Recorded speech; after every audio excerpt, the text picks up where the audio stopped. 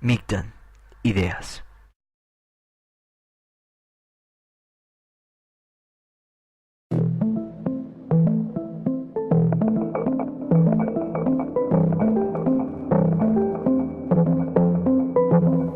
Nos encontramos con el profesor Fabián Soberón, quien es el jefe de trabajo práctico de la Cátedra de Teoría y Estética del Cine. Y profesor, nuestra consulta tiene que ver con el tema del sonido. ¿Cuál es la importancia del sonido dentro de un producto audiovisual? El sonido es fundamental en el lenguaje audiovisual, no como ha querido ver la tradición de los estudios cinematográficos audiovisuales, como digamos el sonido en un lugar secundario, sino el sonido tiene un lugar protagónico. Hay una serie de falacias a propósito del sonido, que el sonido acompaña, que el sonido es menor, que puede ser sincrónico y por lo tanto no hace aportes, que no genera riqueza, que el sonido está subordinado, etc. Bueno, esas falacias pueden ser discutidas y han sido discutidas por una serie de teóricos del sonido y que justamente muestran que el sonido es complementario en la creación de un lenguaje que precisamente llamamos audiovisual. Y llamamos audiovisual porque el sonido hace aportes, enriquece, modifica la constitución de una pieza audiovisual. No podría entenderse la historia del cine sin la historia del sonido, y menos la historia de los medios de comunicación actuales, ¿no? El sonido incluso protagoniza o crea lo que podemos llamar la dimensión sonora del lenguaje audiovisual. Y si lo pensamos como una dimensión, lo pensamos a la par de la dimensión visual, de la dimensión gráfica. Entonces, las dos dimensiones trabajan de manera complementaria y retroactiva, es decir, lo que ocurre en el sonido modifica y alimenta lo que producimos o pasamos a través de la imagen, y lo que presenta la imagen modifica y retroalimenta lo que ocurre en la dimensión sonora. Me parece que si uno piensa de esa manera, el lugar del sonido en la constitución de un mensaje audiovisual, de una producción audiovisual, tiene la posibilidad de pensar al lenguaje audiovisual, al mensaje audiovisual, como un producto mixto, hecho de imagen y de sonido, y no como un producto en donde la imagen lleva la delantera y el sonido va en la cola, ¿no? Yo creo, no solamente como sonidista, sino como alguien que cultiva el cine y bueno, los medios audiovisuales, lo pienso al lenguaje audiovisual de esa manera, ¿no? Uh-huh. Y si hablamos, por ejemplo, de la prehistoria del cine, en donde en apariencia el tema del sonido no era tenido en cuenta, bueno, tal vez porque no habían surgido los inventos y todo lo demás, y el cine que viene por detrás, en donde el sonido empieza a tener el protagonismo. Sí. ¿Qué decimos? ¿Cómo lo diferenciamos? ¿Cómo se caracterizarían ambos momentos?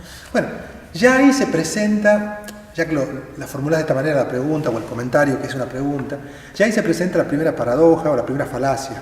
Se dice que el cine era mudo cuando en realidad no era mudo.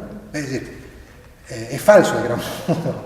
Es un argumento errado, porque no era mudo en la medida en que no se grababa, no se hacía registro de sonido, pero en la actuación que implicaba, es decir, la puesta en escena que implicaba pasar una película y que el pianista o los músicos tocaran o hicieran los efectos sonoros ipso facto, o sea, en el momento, implicaba que la película esa tenía un sonido producido en el momento, pero tenía un sonido producido.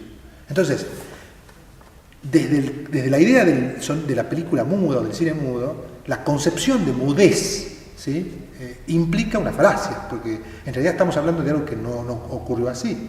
El cine era sonoro, no desde el punto de vista de la tecnología, o sea, del registro, con una tecnología que permitía registrar en la banda de sonido, porque no existía el sonido, pero sí había sonido en la representación, o sea, en la proyección de la película y en la actuación de los músicos para producir sonido que acompañaba y modificaba emotivamente.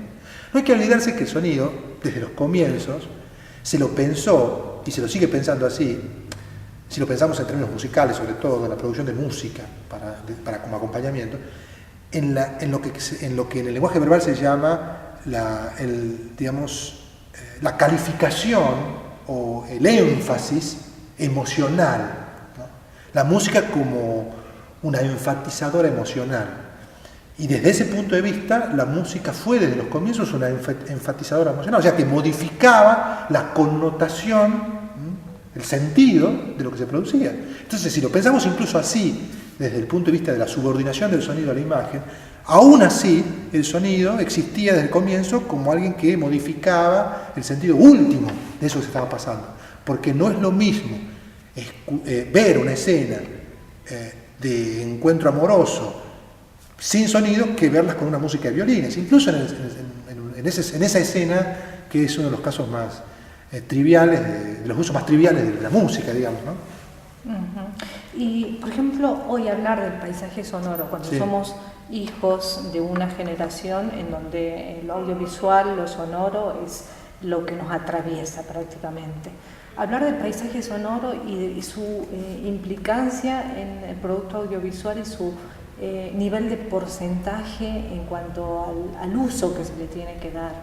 ¿Cómo podríamos decir? Usted, bueno, recién hablaba de la importancia de la unión, de la unidad que debe existir entre la Sí. imagen y el sonido. Si hay que hablar de un porcentaje en cuanto a esas dos dimensiones, es... ¿Vos decís lo que sucede en la realidad o lo que debería ser? Lo que debería ser. Me parece que no sé, me parece que hablar de manera muy genérica no contribuye con nada, ¿no? Digamos, en términos generales, yo podría decir, bueno, 50 y 50, pero lo que pasa es que habría que estudiar los casos, o sea, habría que ver la producción de un mensaje audiovisual o de una película y ver en qué escenas el sonido puede tener el protagonismo para que hablemos de un porcentaje de un 70 contra 30 de la imagen, o a la inversa, en otra escena de la misma película donde el sonido puede tener una subordinación o una menos acompañamiento de ese trabajo visual. O sea que habría que ver los casos. Yo, en esta ocasión, digamos, frente a esta pregunta, yo preferiría no opinar respecto de la situación general. Yo diría en los casos, ¿no? En los casos, ver qué pasa en cada caso. Y ver, bueno, en este caso yo trabajaría de esta manera el sonido, en esta película, en esta escena. Habría que trabajarlo y fijarse y pensar, como hace la directora salteña, en este momento no recuerdo su nombre, bueno, la directora salteña, como hace ella, que trabaja el sonido como un elemento fundamental en la definición de Lucrecia Martel, en la dimensión, en determinada escena, en otra escena no. Es decir, me parece que si habláramos del abuso del sonido también, sería una especie de tiranía, o una especie de dictadura del sonido, no del proletariado, sino del sonido, y en ese caso también sería ridículo que hubiera una dictadura del sonido, o sea, pensar en un 90% de uso del sonido y un 10% de la imagen, me parece un debate estéril, digamos, pensar en si vos sos más, yo soy menos, si la imagen es más y el sonido menos, o el sonido es más y la imagen es menos. Me parece que hay que pensarlo en términos expresivos, en términos de uso estético, de finalidad estética.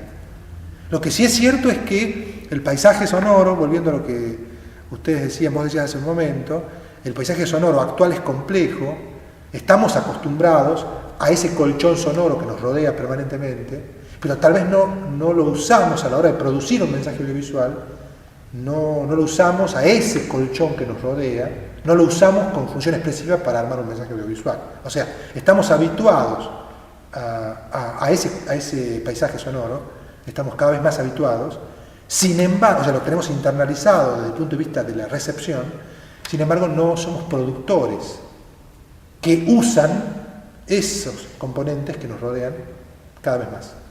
Ahí es donde nos ayudaría la escucha semántica. Claro. El tratar de ir separando. Claro. Bueno, precisamente ahí sí